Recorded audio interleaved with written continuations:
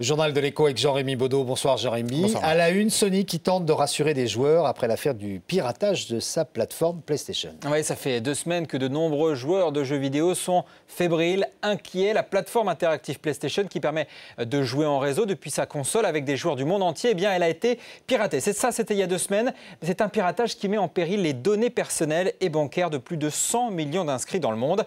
Réaction aujourd'hui du patron de Sony sur le blog officiel PlayStation. Il a présenté ses excuses et pour apaiser les esprits, il a annoncé la mise en place d'une police d'assurance en cas de problème. Alors, est-ce que cela veut dire justement que Sony est prêt à assurer maintenant chacun de ses joueurs? Alors, chacun de ses joueurs, ça dépend parce que pour l'instant, cette annonce ne concerne que les États-Unis. Mais effectivement, l'assurance atteint 1 million de dollars par joueur. Une assurance qui fonctionnera si par exemple votre compte a été piraté et que vous êtes victime d'une usurpation d'identité. Reste que pour l'instant, on ignore déjà qui a piraté le réseau PlayStation. Le FBI est sur l'affaire.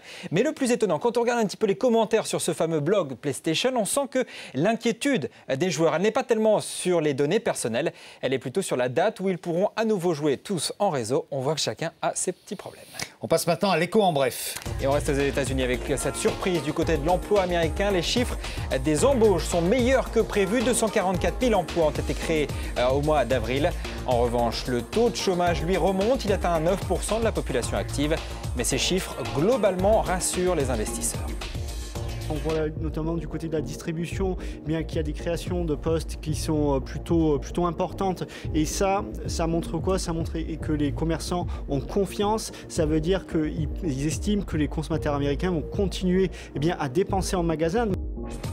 À noter cette info de presse qui fait chuter l'euro face au dollar aujourd'hui. Selon le magazine allemand Der Spiegel, la Grèce envisagerait de quitter la zone euro. Démenti d'Athènes, de Berlin et de Bruxelles, mais la monnaie européenne a perdu plus de 2 centimes aujourd'hui dans les échanges électroniques. L'actu entreprise, c'est Warner Music qui a enfin trouvé un repreneur. La maison de disques est rachetée pour plus de 3 milliards de dollars par un conglomérat américano-russe. Le catalogue Warner regroupe les Doors, Frank Sinatra ou encore en France, Christophe Maé. Et puis elle s'appelle la CX-75. Ce sera la voiture la plus chère et la plus prestigieuse de Jaguar. Un véhicule hybride produit à seulement 250 exemplaires. Une voiture très chère, très performante, qui rejette moins de CO2 que la plupart des petites citadines. It's a revolutionary car. C'est une voiture révolutionnaire. Nous aurions pu la doter d'un moteur à combustion interne qui l'aurait rendue plus rapide qu'une Bugatti. Mais alors, nous n'aurions pas pu lui faire émettre moins de CO2.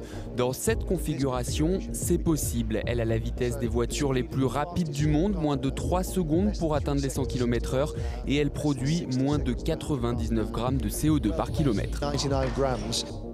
L'écho en plus avec ce constat, le déficit du budget de l'État qui se creuse. Il se creuse au mois de mars. Il ressort à 33,6 milliards d'euros contre un petit peu moins de 29 milliards il y a un an. Alors du côté de Bercy, on explique que cette dégradation est, je cite, exceptionnelle à cause de la réforme de la taxe professionnelle ou encore au décaissement d'une partie du prêt de la Grèce. C'est toujours un petit peu sur la Grèce comptable. Dès qu'il y a un truc, c'est l'euro. Enfin bref, peu importe. Merci. Jean-Rémy Baudot, merci beaucoup.